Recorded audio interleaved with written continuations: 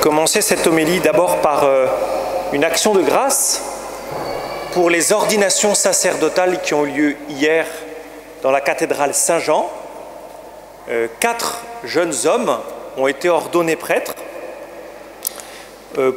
pour le diocèse de Lyon, enfin dans le diocèse de Lyon et pour le diocèse de Lyon, par le nouvel administrateur de notre diocèse, Monseigneur Michel Dubost.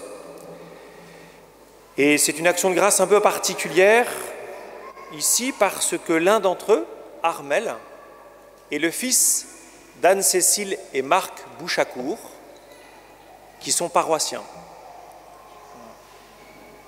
Donc c'est beau, quoi. Ah, c'est beau. Je passe à mon homélie. Je suis un peu pressé par le temps, donc ce dimanche, vous êtes entre bonnes mains, parce que je ne vais pas dépasser un certain temps. Laisse les morts enterrer leurs morts, toi, suis-moi. Suivre Jésus ou mourir. Voilà ce que dit ce verset. Laisse les morts enterrer leurs morts, toi, suis-moi. Si vous voulez vivre, Jésus vous appelle à vous mettre à sa suite. Si vous ne vous mettez pas à la suite du Christ, vous serez morts parmi les morts. Je pourrais, j'intitule mon homélie « Suivre Jésus ou mourir ».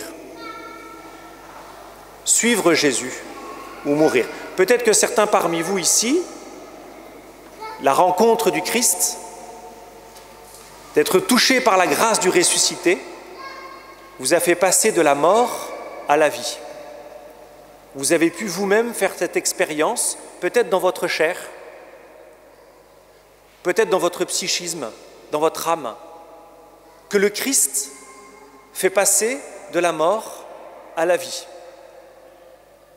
Toi, suis-moi. Si vous voulez vivre, mettez vos pas dans ceux du Christ. Mais avant, ou plutôt pour suivre le Christ, encore faut-il que vous sachiez, que vous ayez conscience de là où Jésus veut vous conduire. Parce que vous connaissez la fin de l'histoire.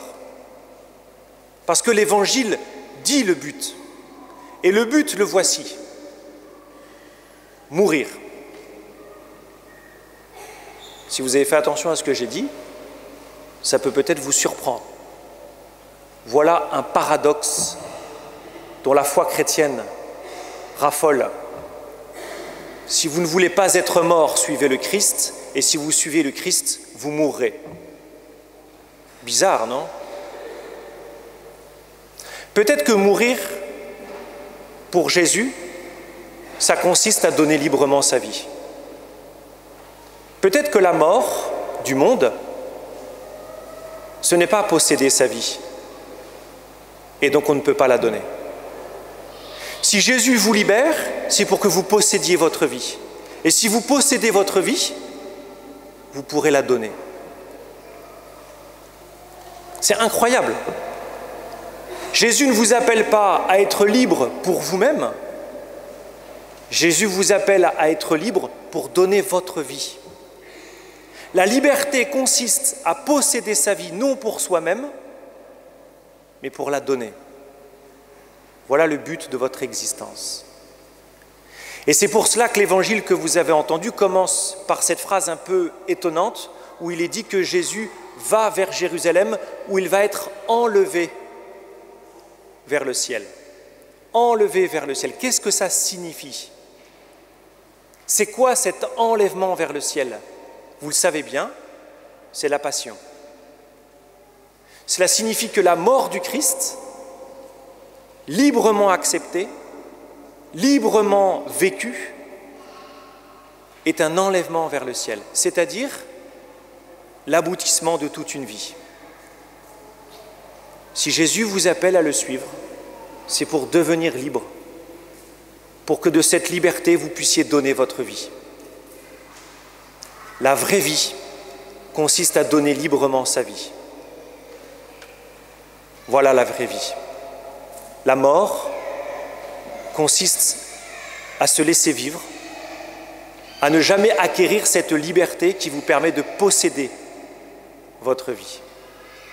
Avec ce danger, c'est que suivre le Christ, effectivement, vous permet de posséder votre vie, mais vous risquez de la posséder pour vous-même. C'est ça le problème. Le risque, il est permanent de garder votre vie pour vous-même, même en ayant la foi, même en ayant rencontré le Christ.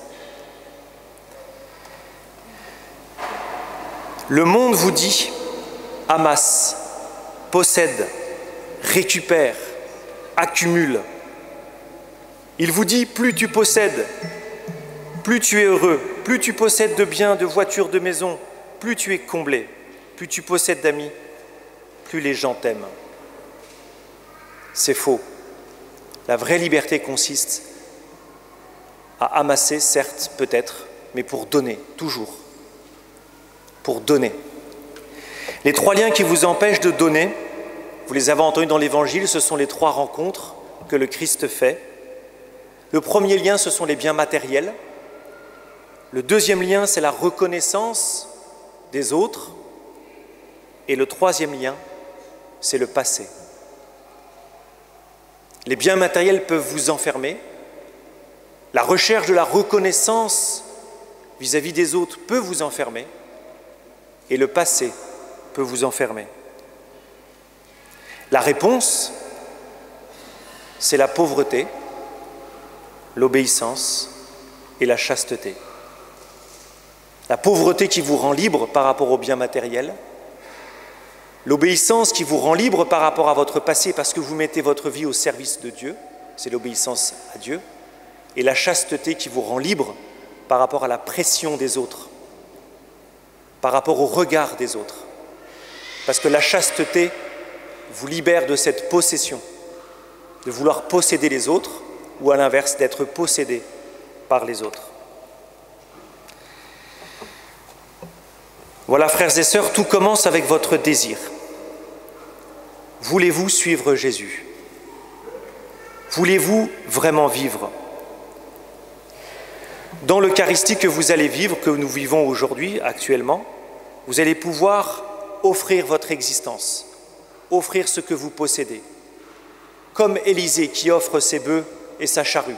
Vous allez pouvoir offrir tout ce que vous possédez et offrir tout ce que vous êtes.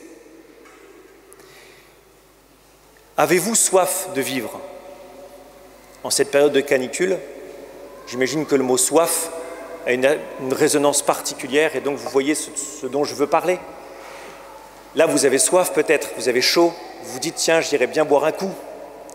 Est-ce que vous avez soif de la grâce? Est-ce que votre cœur a soif de Dieu? Jésus dit à la Samaritaine dans l'évangile de Jean, « Si tu savais le don de Dieu, et qui est celui qui te dit « Donne-moi à boire », c'est toi qui lui aurais demandé, et il t'aurait donné de l'eau vive. » Et Jésus ajoute, « Celui qui boira de l'eau que moi je lui donnerai n'aura plus jamais soif, et l'eau que je lui donnerai deviendra en lui une source d'eau jaillissant pour la vie éternelle. » Voilà ce qui désaltère vraiment votre âme. Jésus. Voilà ce qui désaltère vraiment votre âme. L'Eucharistie, la messe. Frères et sœurs, avez-vous soif? Quand vous allez peut-être venir communier tout à l'heure, avez-vous soif? Dans l'Eucharistie, vous voyez, tout est donné par avance. Tout est donné par avance, parce que les dons de Dieu sont gratuits.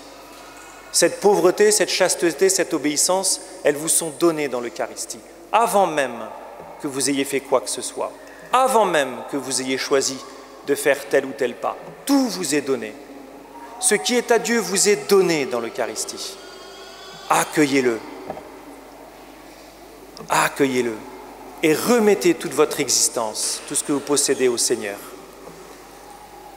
Comme moi je vous invite pour cet été qui commence à faire attention à la messe, à faire attention à garder la messe tous les dimanches, y compris le 15 août, et à soigner votre présence au cours de ces messes. Parce que c'est là où l'amour se donne. Amen.